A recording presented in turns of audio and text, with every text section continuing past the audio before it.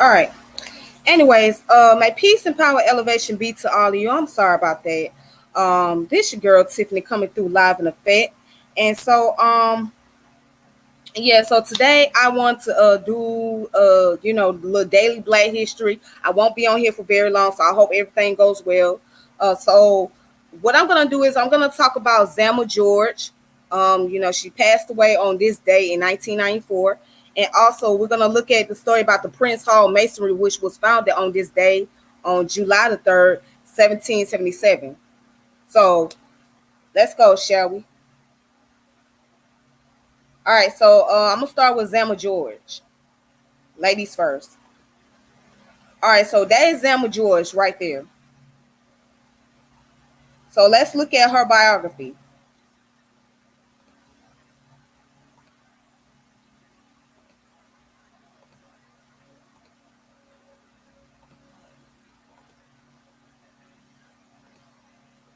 Okay, this is her biography right here.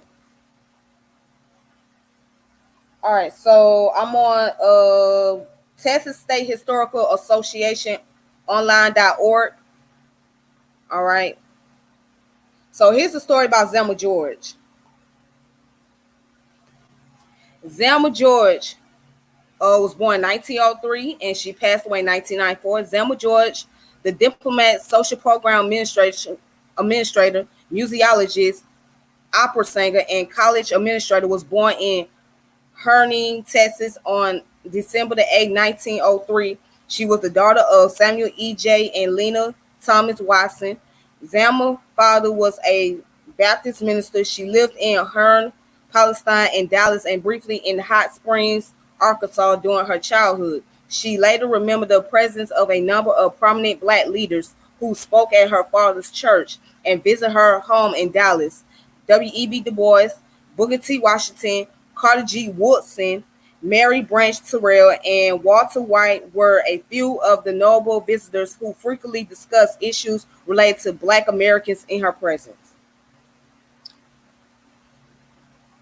And then it goes down here to say that her family left Dallas when her father incurred the wrath of some white Dallas citizen for his assistance to Black prisoners. Threatened by vigilance, the family moved to Topeka, Kansas, where her father accepted another pastorate in 1917. After graduating from Topeka Public Schools, she enrolled in the University of Chicago because the university would not permit her to reside in the dormitory with white women. Her father accepted a pastorate in Chicago, and Zelma lived with her family while attending college. She received a bachelor's degree in sociology from the University of Chicago in 1924.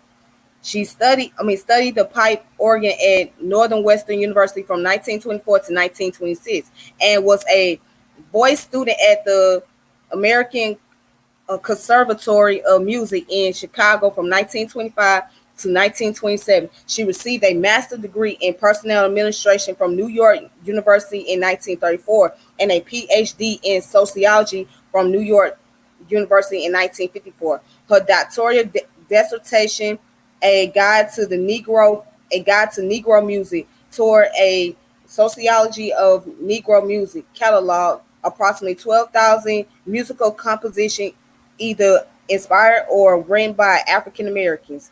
She received honorary doctorates from Heidelberg College and Baldwin Wallace College in 1961 and Cleveland State University in 1974. All right, so this woman has many titles to her name. So, all right, so let's kind of like skip down a little bit. All right, and then talk about beginning in 1949, Zelma George performed in several stage presentations. She played and sang the lead role in Menotti,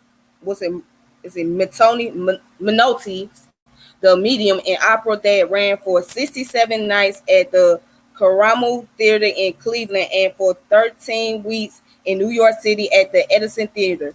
After the medium closed on Broadway, Zelma George received the Merit Award of the National Association of Negro Musicians. She also acted in Menotti's the Consul at the Cleveland Playhouse and performed the role of Mrs. Peachum in Kurt Welley's The Three Penny Operas at the Karamu. So here it is.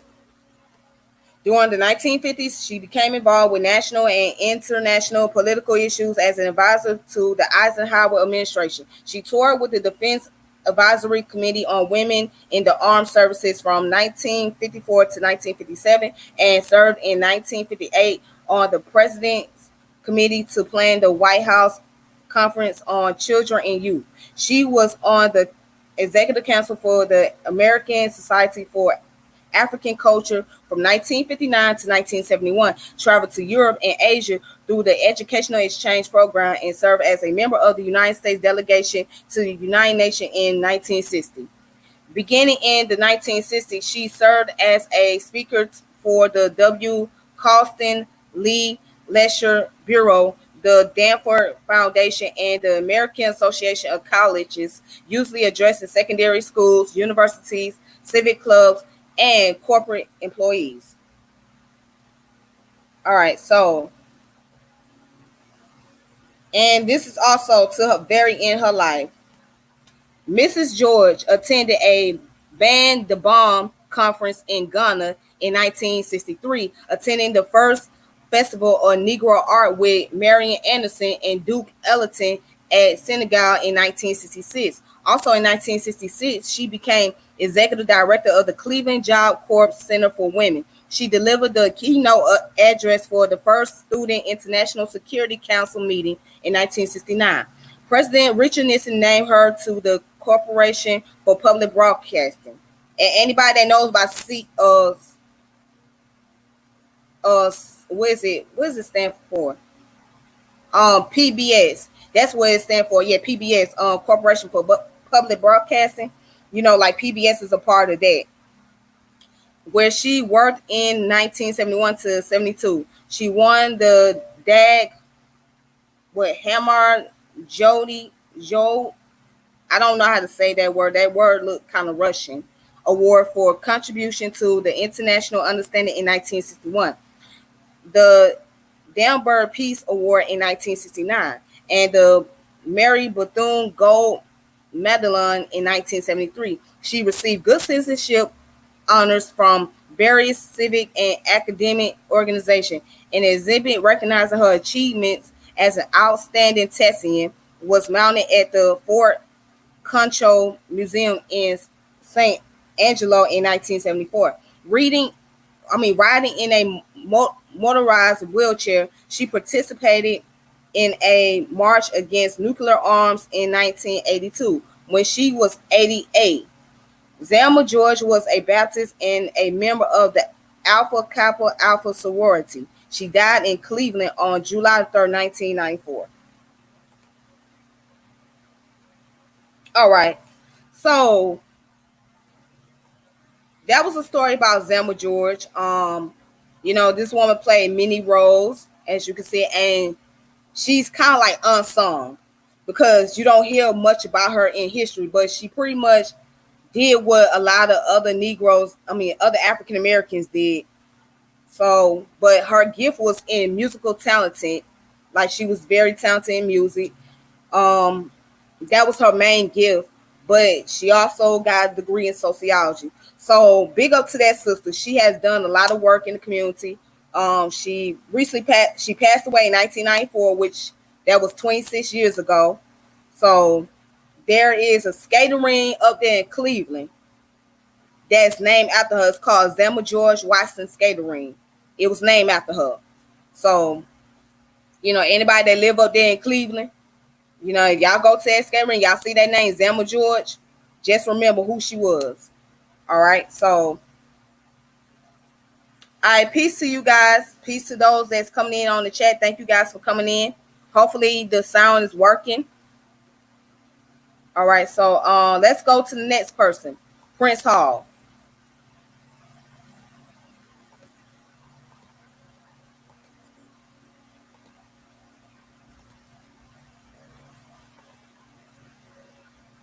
Okay, as y'all can see, that's Prince Hall right there. That's his picture. I'm gonna hold his picture up.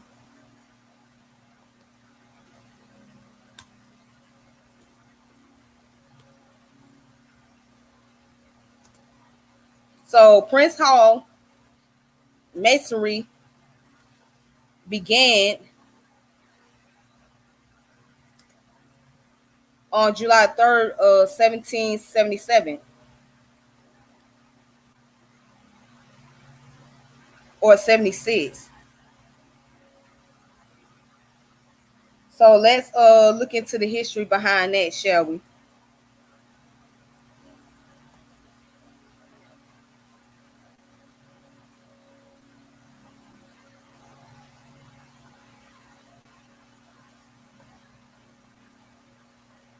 All right, so here it goes.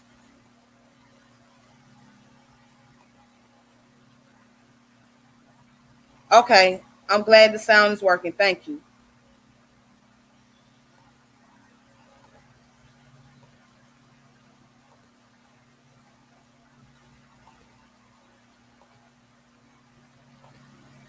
All right, so I'm right here on the website.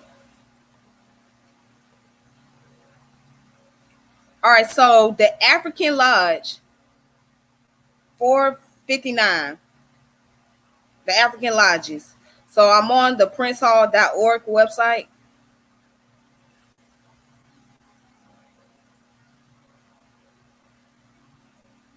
All right, so here it goes. Well, you know what? I don't think that's a good one. Hold on. You know what? Let me try this. Let me see.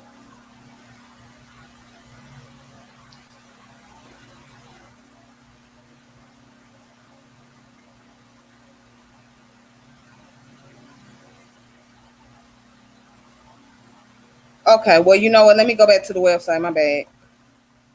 Okay, cool. All right. So here it is. All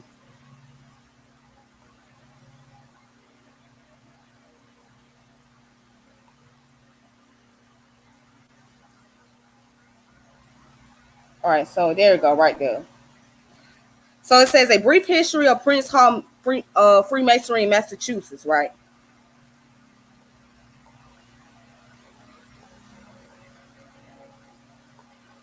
All right, so he had many of them. On March 6, 1775, Prince Hall and 14 men of color were made Masons in Lodge number 441 of the Irish Registry, attached to 38th British Foot Infantry at Castle William Island in Boston Harbor, Massachusetts. It marked the first time that black men were made Masons in America. About a year later, since the conflict between England and America had commerce, the British Foot Infantry left Boston along with its lodge, leaving Prince Hall and his associates without a lodge. Before the lodge left, worshipful Master Bates gave them a permit to meet as a lodge and bury their dead in manner and form. This permit, however, did not allow them to do any Masonic work or to take in any new members. Under it, African Lodge was organized on July the 3rd, 1776, with Prince Hall as the worshipful master.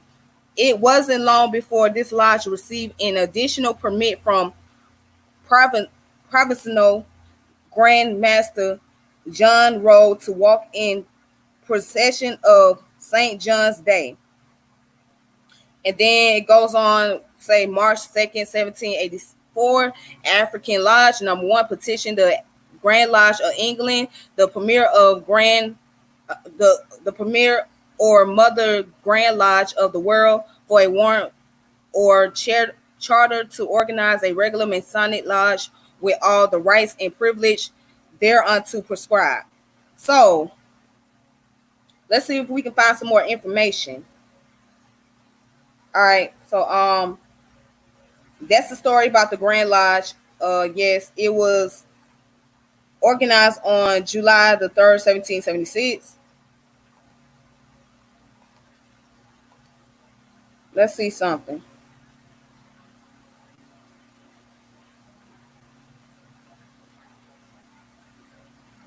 Okay, let's see what they talking about right here.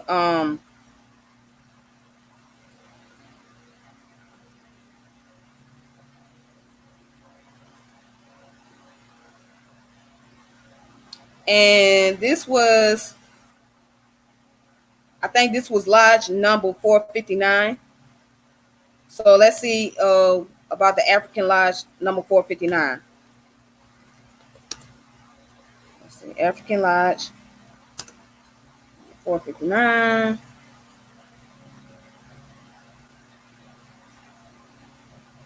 Okay, so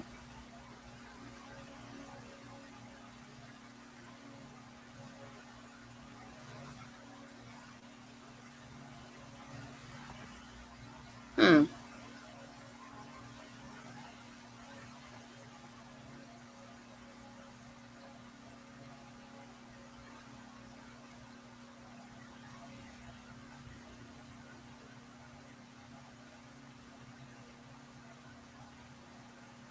Okay, let's read.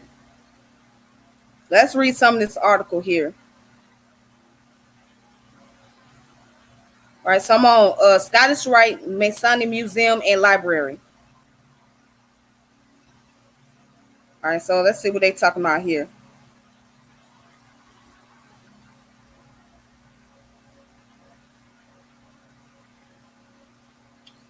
Okay, let's see what they're talking about right here.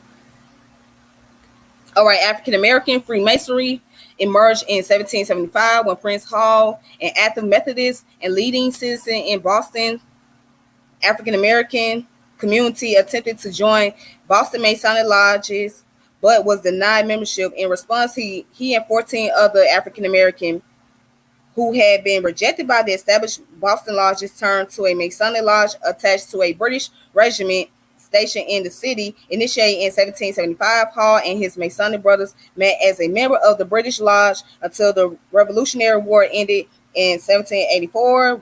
Prince Hall and other members of the British Lodge petitioned the Grand Lodge of England to form a new lodge on American soil, and the governing body granted his request, creating African Lodge number 459. Okay, so let's see. Okay, so let's read a little bit about this. Um, so when Prince Hall died in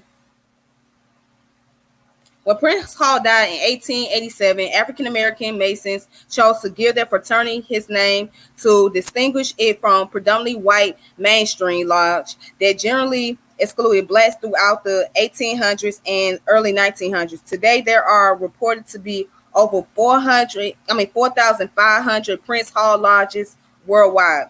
4,500 Prince Hall lodges worldwide. That's a lot.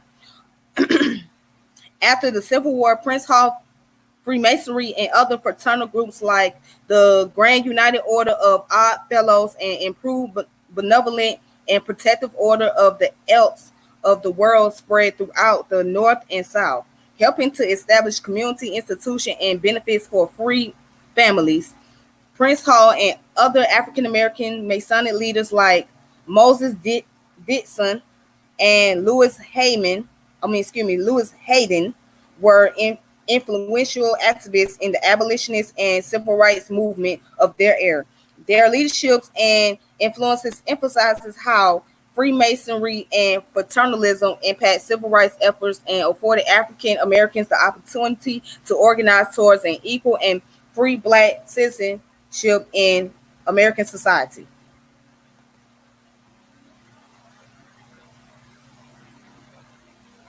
Okay, well, you know what? I'm not gonna reference Astro Quasi because I'm talking about Prince Hall, not Astro Quasi. So that's a whole nother subject. That's a different subject.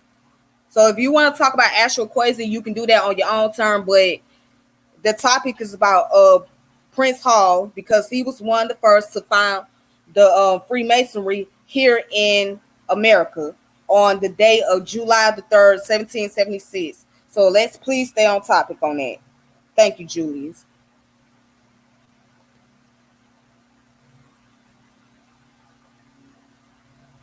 All right, so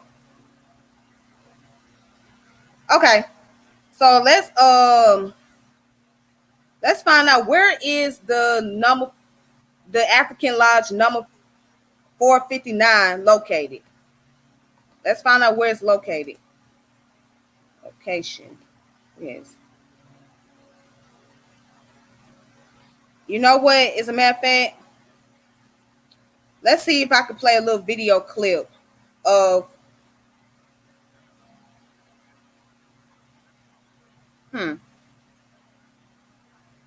Okay, let's go ahead and see. I can play a little video clip. Give me 1 second.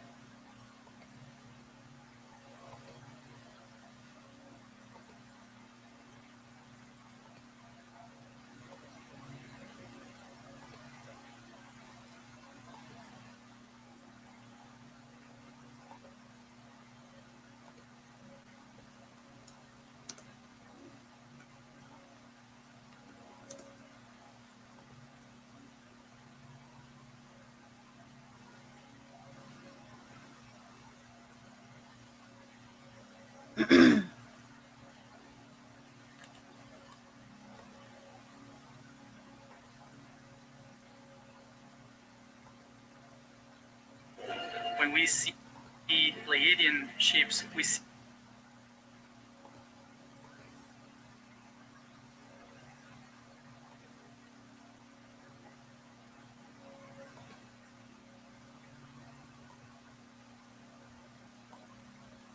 All right, so I'm gonna play a little video clip of the African Lodge 459, which is also known as the Prince Hall today. So I'm gonna play that clip.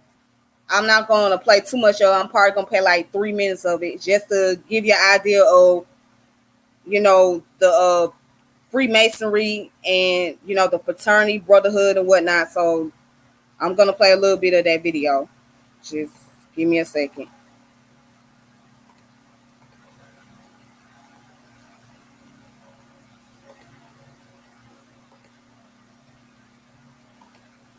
All right, that's the video right there. Let's go ahead and log on in.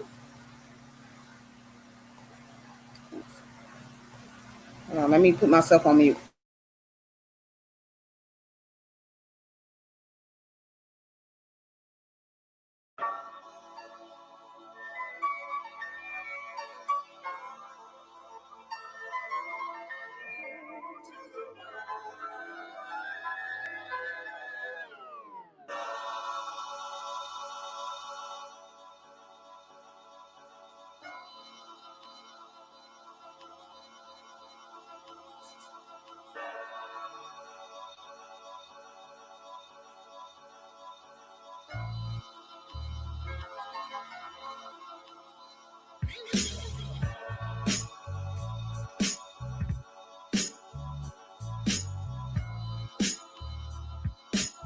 All right. Oh, there's Jimmy. There's Jimmy right now.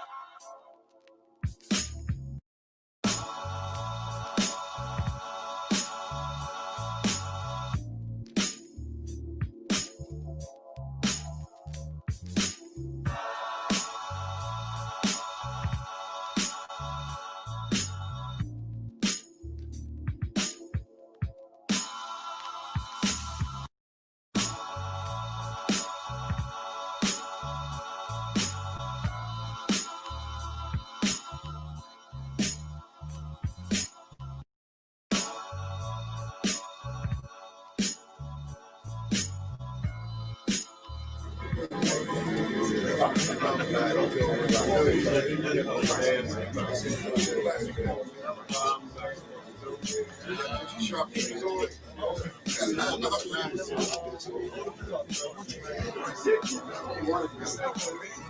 why what's that spaceship, man? Flying high. Hey, Mom. That spaceship there, man? Hey, look, you still have a remote control with that.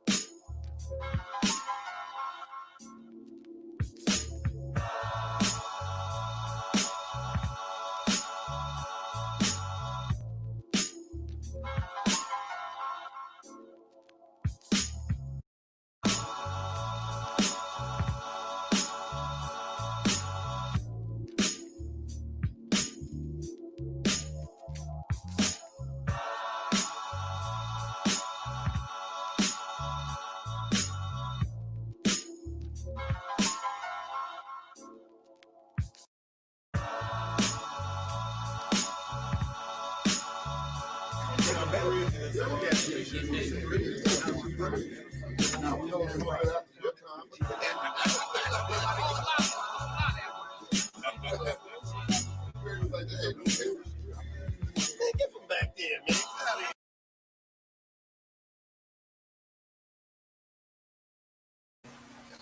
All right, so what you saw was the brothers from the Prince Hall Masonry. Um, real brief. So those guys, they are a fraternal group, a fraternal organization. All right. So yes, there's some things that is kept very confidential in those particular organization, and the only way you'll be able to find out like more in detail is if you are initiate. All right. It's no different than like being in the Greek fraternity, right? It's some things that what they do in the Greek fraternity, that's in the Greek fraternity. All right. You have to be initiate. So, it's all about the brotherhood. That's all it is. So whatever they got going on in the brotherhood, they keep it within that brotherhood. Now, some people might wonder if there's a lodge for the women.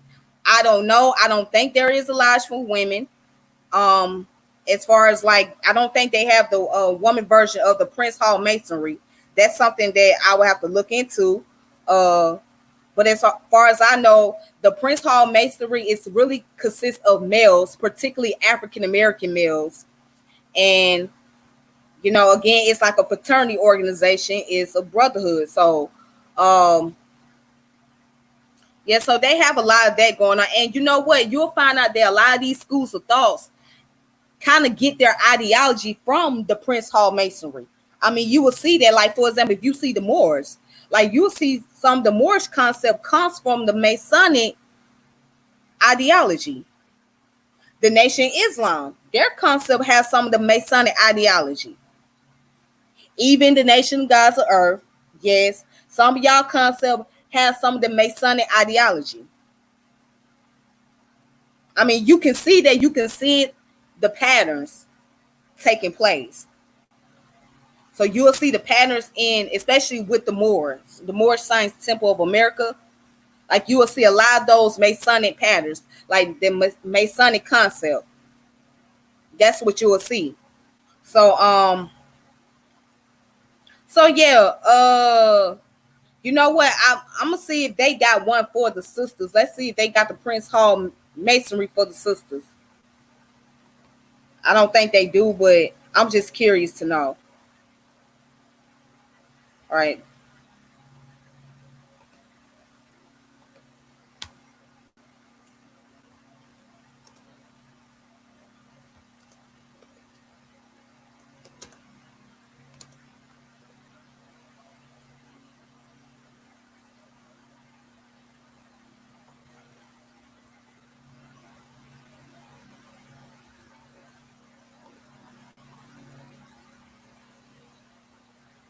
Hmm.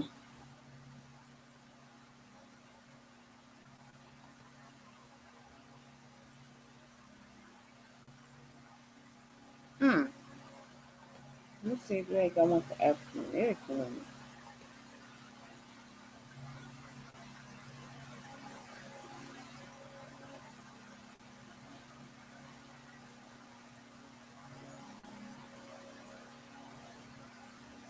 Hmm. Okay, I see they have one, but I don't think they have one for African American women. Let's see.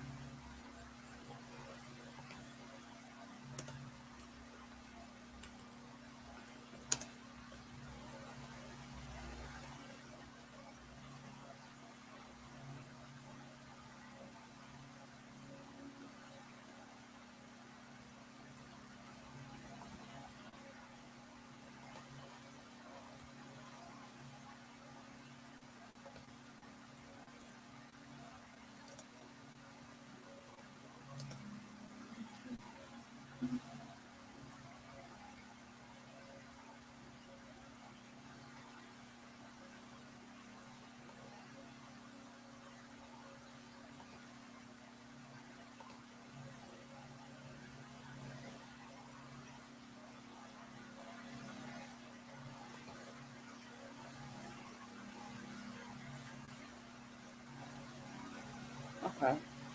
Okay. So now I don't think they have the one for African American women. I don't see it. I'm currently looking it up.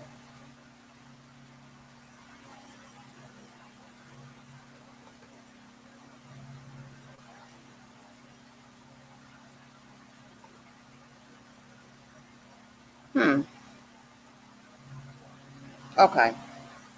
Okay. Anyways, yeah, I don't really see. I see the one. So I was currently looking up to see if they had the one for women. Now I do see that they have one for. They do have one for women, but I don't think they have the one for African American women.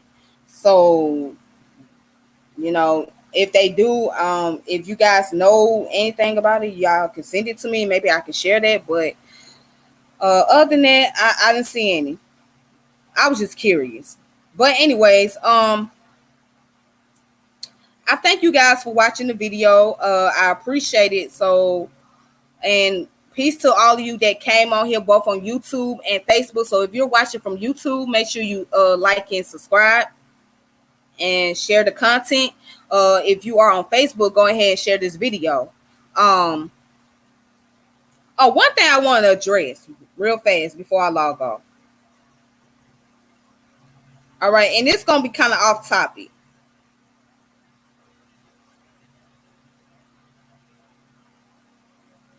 But I hate when people ask me nonsensical questions, such as this individual asked me something on Facebook. Just show me where the Afro people are on the map. I hate those type of questions. Please don't ask me those type of questions, because you may get a very sarcastic response from me. So this person thought, and then the person put on here, I'm sure you mean no harm, but that has nothing to do with what I'm saying. Sorry about your I wish our people would learn to ask for clarification before they make statements or criticism that this was absolutely intended. Don't get me wrong. And also this person put down, so I put down, well, clarify your question after I said because the question didn't make any sense.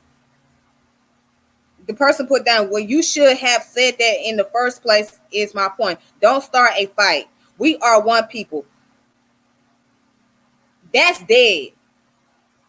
Answer. If you look up on the map, on the world map, Afro, or on any map of geography, you won't find a people named Afro. It's my point is that simple. Now, I'll be waiting for you to show me where Afro people are from. Please don't point to the continent of Africa. Okay, so again, this is off topic, but I can't stand that. Don't ask me no silly ass questions like that. Don't ask me where it's gonna say Afro people. If you study about genetics, if you study about the lineage, if you study about the people and their descendant, you'll understand why they're called Afro people. Okay. So yes, they are a title to bring about distinction between ethnic groups out here. Okay. So yeah, I just want to put that out there. Please don't ask me no stupid ass question about where Afro people is on the map, and there is no Afro people. I can't stand it, and I can't really stand it because I'm tired of that. So I just want to throw that out there. Yeah. Other than that, okay, you said the closest one, Jerome, is the Eastern Stars. Let me look that up. Let me see the Eastern Stars. Hmm.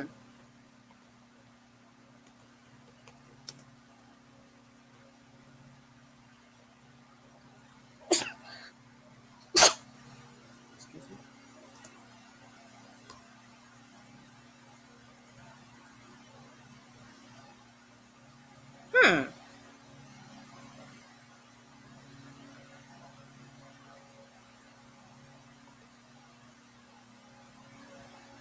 All right. Well, let's look that up real fast about the Eastern Stars. Thank you very much.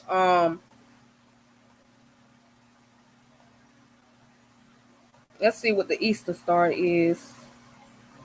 I heard of them, but I'm not too familiar with them.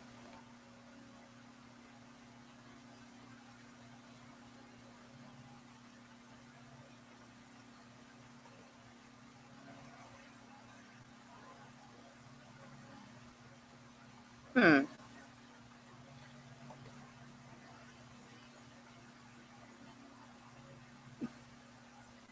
Okay. Let's look them up. The Order of the Eastern Star is a Masonic appendant body open to both men and women. It was established in 1850 by lawyer and educator Rob Morris, a noted Freemason, but was only adopted and approved as an appendant body of Masonic fraternity in 1873. The order is based on some teachings from the Bible, but is open to people of all religious belief. It approximately has what is it has approximately 10,000 chapters in 20 countries and approximately 500,000 members under its general grand chapter. Okay. Oh, and then let's see what they're talking about as far as membership. Members of the Order of the Eastern Star are aged 18 and older. Men must be master masons, and women must have specific relationship with masons. Originally, a woman would have to be the daughter, widow, wife, sister, or mother of a master mason, but the order now allows other relatives, as well as allowing Jobs daughters, Rainbow Girls, members of the organization of Triangle in New York only, and members of the constellation of Junior Stars, New York only, to become members when of age. Okay. Okay. Okay. Cool.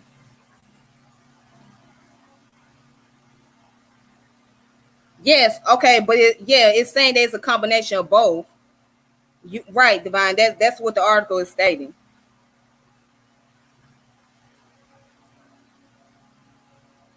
Hmm. You know, I believe there's others, but I'm not familiar with them. Okay. Well, you know what? I think there's some out there too, but then again, I don't know. So I was just curious. But anyhow, thank you guys for tuning in, watching. May peace and power elevation be to all you. And remember, if you want to learn and have some knowledge, gain the knowledge, but don't just come with random questions. You know what I'm saying? Questions that's like common sense or, that doesn't make any sense because again, how do you expect for somebody to respond to your question? So, anyways, this your girl Tiffany French coming through live in effect. Thank you all so much for watching, for tuning in, and next time I'll come up with more topics. Also be on the lookout on 4th of July. I'm gonna be talking about the 4th of July in itself and African Americans.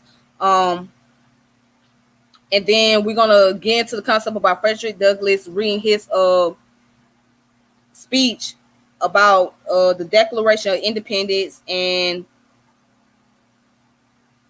Okay, well, Jerome, you can contact me on Facebook. Yeah, you can contact me on Facebook. Just put down my Facebook name, which is Tiffany L. French. I'm gonna type it in.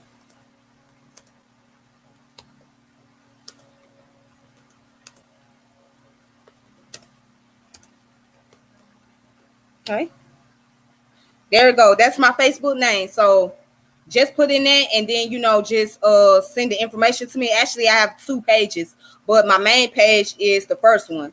So yeah, you're gonna see a picture of me holding up the peace sign. So you're gonna see that. All right, you're gonna see the picture. I'm holding up the little peace sign. All right. Other than that, you guys, thank you for watching. I hope you guys have a wonderful day. Like I said, on the 4th of July, I'm going to be doing the information about the Frederick Douglass and the history of 4th of July and African Americans and stuff like that. So be on the lookout for it. So until then, we'll talk soon. Deuces. And remember, knowledge is accessional. Knowledge is power. So take advantage of it while you're here. All right. You live to learn and you learn to live. All right, then. Thank you.